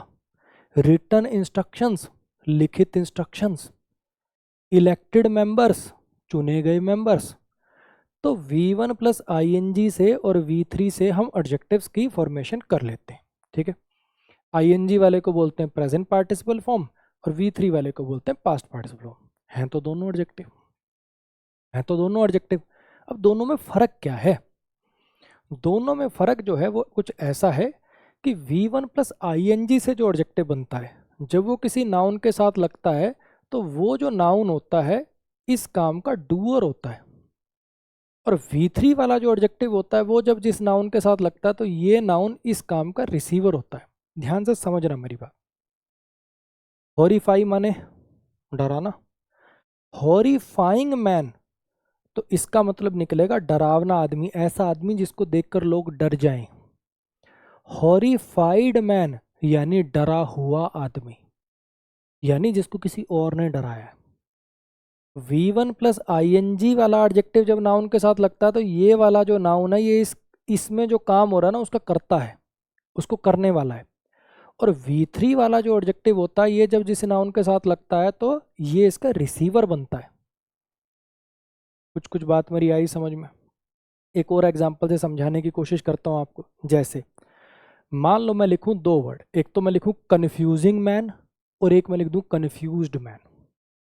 दोनों एडजेक्टिव है। कन्फ्यूजिंग मैन यानी ऐसा आदमी जो कन्फ्यूज कर दे, है ना। टीचर लगा लेते हैं चलो ऐसे, है ना। कन्फ्यूजिंग टीचर, एक ऐसा टीचर जो कन्फ्यूज कर दे, मतलब वो जो पढ़ा रहा है उसको सुन के लोग कन्फ्यूज हो रहे हैं, ठीक। और एक कन्फ्यूज्ड टीचर जो खुद ही कन्फ्यूज्ड है, समझ में नहीं आ रहा क्या पढ़ाऊं क्या लगाऊं। तो कन्फ्यूजिंग जब किसी नाउन के साथ लगा तो वह नाउन उसका डूअर बना, कन्फ्यूजिंग मैन यानी कन्फ्यूज करने वाला आदमी, और कन्फ्यूज्ड मैन यानी वो खुद कन्फ्यूज्ड है, उसे किसी और ने कन्फ्यूज किया है। अब शायद कुछ कुछ बात समझ में आ गई होगी। He solved that confused question very easily, उसने हल कर दिया उस कन्फ्यूज्ड क्वेश्चन को बड़ी आसानी से। क्वेश्चन कभी कंफ्यूज होगा कि क्वेश्चन कंफ्यूज करेगा, क्वेश्चन खुद कंफ्यूज होगा कि क्वेश्चन कंफ्यूज करेगा, ऑब्वियसली क्वेश्चन तो कंफ्यूज करेगा किसी दूसरे इंसान को, है ना। तो यानी यहाँ पे पास्ट पार्टिसिपल की नहीं, हमें प्रेजेंट पार्टिसिपल की जरूरत थी, यहाँ पे कंफ्यूजिंग आना था। चलो जी, इसी बेस्ड पर ये सवाल है, करिए।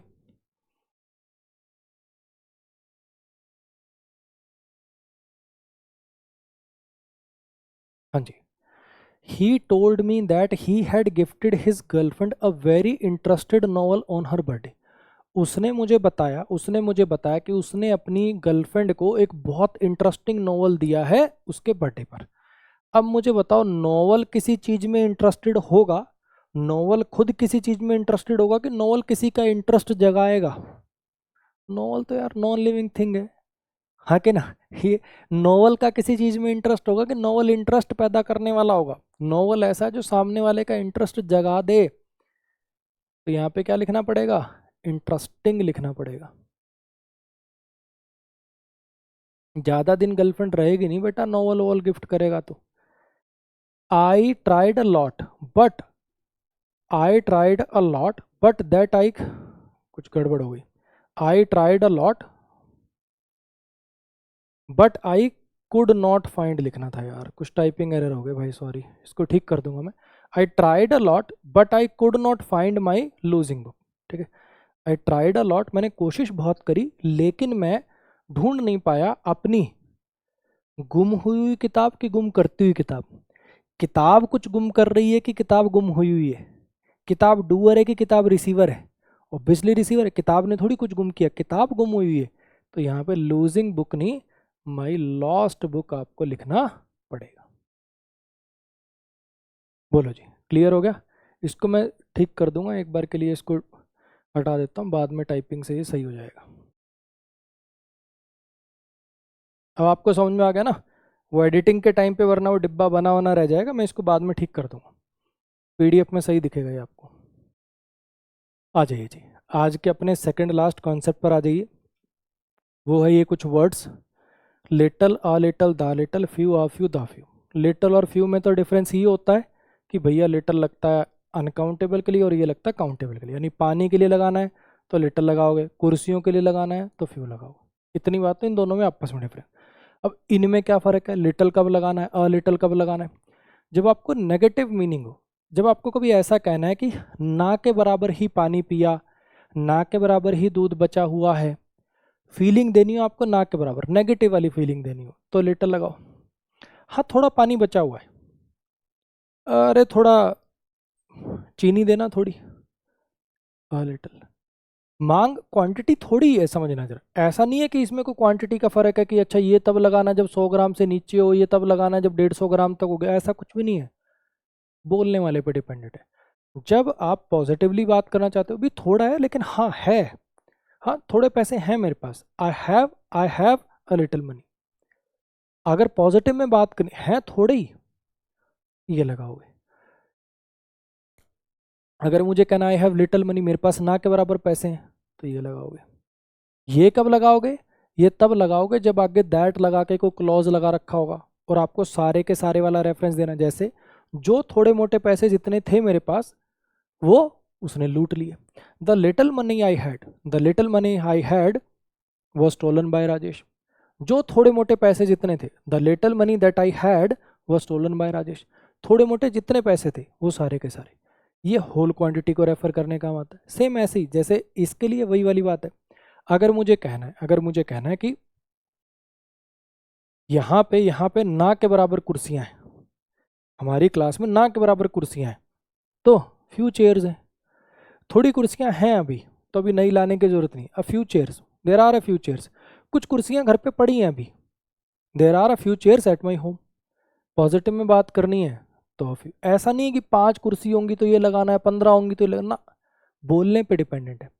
मान लो यहीं 5 कुर्सी हैं और मुझे लगता है कि वो कुर्सियां कम है, मेरे अकॉर्डिंग वो कम है, मैं कहना चाहता हूँ ना के बराबर कुर्सियां हैं, तो मैं कहूँगा देर आर फ्यू चेयर्स। लेकिन 5 कुर्सियां घर पे पड़ी हैं, ठीक है, और मुझे लगता है कि नई मंगाने की जरूरत नहीं, कुछ कुर्सियां पड़ी हैं अभी घर पे भी, there are a few chairs, 5 ही हैं। लेकिन सिनेरियो बदल जाए, सामने बोलने वाले पे डिपेंडेंट है कि वो नेगेटिव बात करना चाहता है कि पॉजिटिव। जो थोड़ी मोटी किताबें, जो थोड़ी मोटी कुर्सियां मेरे पास थी, वो मैंने उसको दे दी।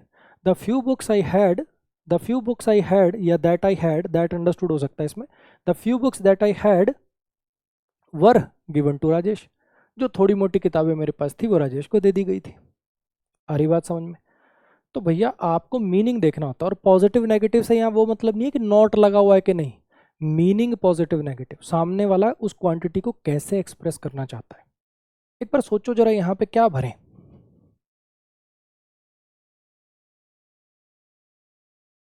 देखो शुगर अनकाउंटेबल में आता है तो ये तीनों तो वैसे ही रेस से बाहर हो गए, ठीक है। दैट लगा के, दैट लगा के कुछ नहीं लिख रखा। अगर ऐसा लिखा होता could you give me the little sugar, could you give me the little sugar, that is lying beside you, जो पड़ी है तुम्हारे बगल में, या जो पैकेट में है, that is in a sachet. कुछ इसको डिफाइन कर रखा होता कि वो वाली चीनी चाहिए, ऐसा कुछ लिखा होता है कि ना, तब अपन द लिटिल भी सोचते। ऐसा कुछ भी नहीं है।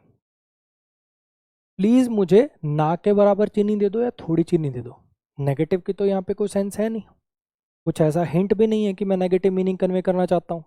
प्लीज मुझे थोड़ी चीनी दे दो, तो यहाँ पे जो बेस्ट मीनिंग है वो आएगा अ लिटिल से। क्लियर होगी इतनी बात? अब आप में से कुछ लोग सोच, हो सकता है सर उसको डायबिटीज हो, वो ऐसे कहना चाहता हो मुझे ना के बराबर चीनी दे दो। बिल्कुल हो सकता है, लेकिन फिर आगे कुछ लिखा होगा। नहीं लिखा हुआ ना, तो फिलहाल के हिसाब से बेस्ट ऑप्शन जो है वो ये कहना चाहता हूं मैं। चलो जी, इन दोनों को करके दिखाओ।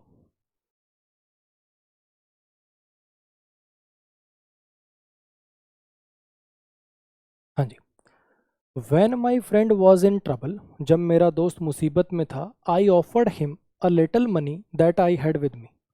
जब मेरा फ्रेंड मुसीबत में था तो मैंने उसको पैसे ऑफर किए, that I had with me, जो मेरे पास थे। That I had with me, जो मेरे पास थे, दैट लगा के क्लॉज लिखा हुआ, यानी जितने मेरे पास जो पैसे थे वो मैंने उसको ऑफर किए, जो थोड़े मोटे जितने थे वो सारे। दैट लगा के क्लॉज लिख रखा, यानी अ लिटल से नहीं बन पाएगा, यहाँ पे आपको द लिटल से बनाना पड़ेगा। I was out of town and could not find a place to rest. मैं शहर से बाहर था और मुझे कोई जगह नहीं मिली रेस्ट करने की। Therefore I got very, therefore I got very a little स्पी, ये तो खैर वेरी से तो आपको क्लियर ही हो जाएगा, वेरी को हटा लेते हैं एक बार। Therefore I got a little sleep last night. मैं शहर से बाहर था और मुझे आराम करने की कोई जगह नहीं मिली, इसलिए मुझे थोड़ी नींद आई रात को। ये पॉजिटिव बात करनी कि नेगेटिव बात करनी है?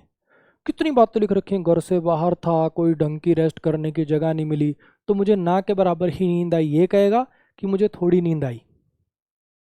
मैं फिर बता रहा हूँ, पॉजिटिव नेगेटिव से यहाँ ये मतलब नहीं कि नॉट लगा हुआ है कि नहीं लगा हुआ है, आपको देखना है कि जिसने बंदे ने बात बोली है वो क्या कहना चाह रहा है, वो पॉजिटिव मीनिंग देना चाह रहा है कि नेगेटिव।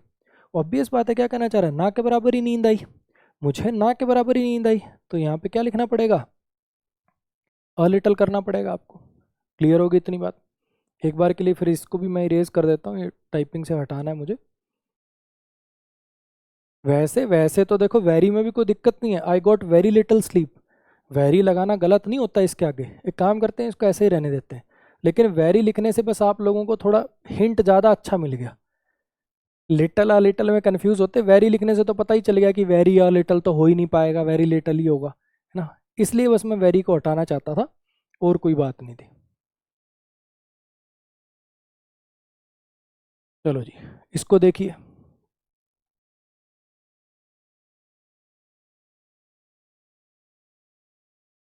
हाँ जी, he met with an accident yesterday, उसका कल एक एक्सीडेंट हो गया और डॉक्टर ने उसको सलाह दी है द फ्यू डेज रेस्ट करने की।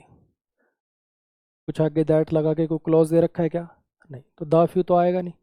अब यहाँ पे क्या लिखें? डॉक्टर ने उसको सलाह दी है ना के बराबर दिन रेस्ट करने की, कुछ दिन रेस्ट करने की। अब इसमें भी कोई बच्चे ना और ही विचित्र दुनिया में, सर हो सकता है चोट बिल्कुल थोड़ी लगी हो, डॉक्टर ने कहा हो ना के बराबर दिन रेस्ट कर। ऐसा कोई डॉक्टर बोलता कभी? और कहाँ लिखा चोट थोड़ी लगी है? तो अपनी मनगढ़ंत कहानियां मत बनाने लग जाना। आप देखो कि इस सेंटेंस के मीनिंग के हिसाब से बेस्ट क्या है, कि डॉक्टर ने कहा कि थोड़े दिन आराम करो। तो यहाँ पे क्या लिखना पड़ेगा?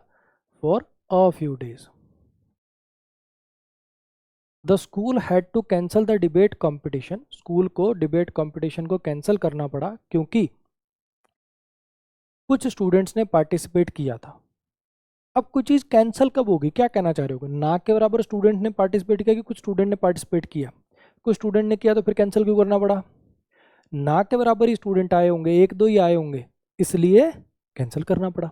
तो सेंटेंस पढ़ के पता चल गया मुझे नेगेटिव वे में रिप्रेजेंट करना है, तो फिर फ्यू लगाओगे। चलो जी, अपनी आज की क्लास के लास्ट कॉन्सेप्ट पर आ जाइए। Use correct degree of adjective according to meaning. अब देखो, आपको एडजेक्टिव की डिग्री पता होंगी, जैसे tall taller tallest, wise wiser wisest, brave braver bravest. ठीक है, पॉजिटिव डिग्री यानी जो फर्स्ट डिग्री है वो कब यूज करी जाती है? जब हमें तुलना ना करनी हो, बस किसी के बारे में कुछ बता रहा हूँ, he is tall, he is wise, he is brave, ऐसे। टॉलर कब लगाते हैं? जब एक की तुलना एक से करनी हो, या फिर ग्रुप से, वो अदर वाला बताया आपको, है ना, किसी से तुलना करने के लिए जनरली 1 वर्सेस 1 होती है, या फिर अदर वदर लगा के ग्रुप से भी कर सकते हो। एक की तुलना सबसे करनी हो तो superlative degree, he is the tallest man in his class, he is the wisest boy in his class, she is the bravest girl in her class, ऐसे करके। हाँ कि ना? तो हर एक का अपना काम है। कोई कंपैरिजन ना करना हो तो पॉजिटिव डिग्री, एक की तुलना दूसरे से करनी हो तो कंपैरेटिव। हालांकि कंपैरेटिव ग्रुप से भी करवा सकते हैं, लेकिन फिर एक्सक्लूड करना पड़ता है, अदर उधर लगाना पड़ता है। एक की तुलना सबसे करनी है तो सुपरलेटिव। ठीक है, कहने का मतलब इस रूल का ये है, या इस कॉन्सेप्ट का ये है कि भाई आप सेंटेंस देखो, उसका मीनिंग देखो, और फिर सोचो कि यहाँ पे कौन सी डिग्री बेस्ट रहेगी। देखो जरा, राहुल जो है वो स्ट्रोंगर है और वाइज है महेश से।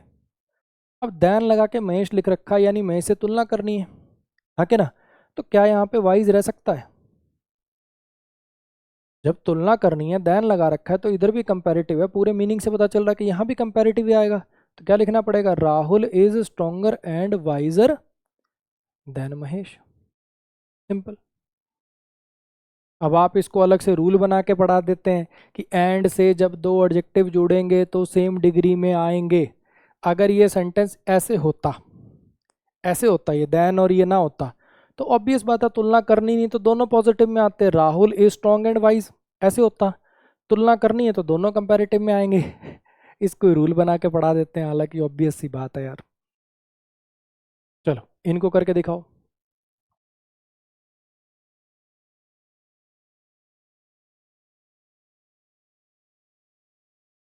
हाँ जी, my friend and I got dresses from the same store. मेरे दोस्त ने और मैंने दोनों ने सेम ही जगह से ड्रेस खरीदी, लेकिन मेरी जो है उसकी वाली से बेस्ट है। दो लोगों की तुलना करनी है, हाँ कि ना? मेरी ड्रेस और उसकी ड्रेस की तुलना करनी, दो चीज़ों की तुलना करनी है। दो चीज़ों की तुलना करनी तो बेस्ट कैसे आ गया? और साफ साफ ये दैन से पता चल रहा, बेस्ट सुपरलेटिव के साथ दैन कब से आने लगा? तो यहाँ पे दो चीज़ों की तुलना करनी है, दैन भी लगा हुआ है, दोनों चीज़ें चीख चीख कर बता रही हैं कि यहाँ पे बेटर यानी कंपैरेटिव का यूज होगा। She gave bars of chocolate to everyone, उसने सबको चॉकलेट के टुकड़े बांटे। ठीक है, जो चॉकलेट का ऐसे ये जो पूरा ये डिब्बा सा होता है ना, इसको बार ऑफ चॉकलेट बोलते हैं। ठीक है, उसने सबको चॉकलेट, क्योंकि चॉकलेट अनकाउंटेबल नाउन के अंडर में आता है, तो अगर बताना है ना 2 3 4, तो फिर बार वर्ड यूज करते हैं, a bar of chocolate, 2 bars of chocolate. तो उसने बार्स ऑफ चॉकलेट बांटी सबको, लेकिन सैडली, लेकिन बदकिस्मती से मुझे स्मॉलर वन मिली सारे अवेलेबल ऑप्शंस में से। ऑल हमेशा दो से ज़्यादा के लिए लगता है, ये जो वर्ड है ऑल, ये हमेशा दो से ज़्यादा के लिए लगता है।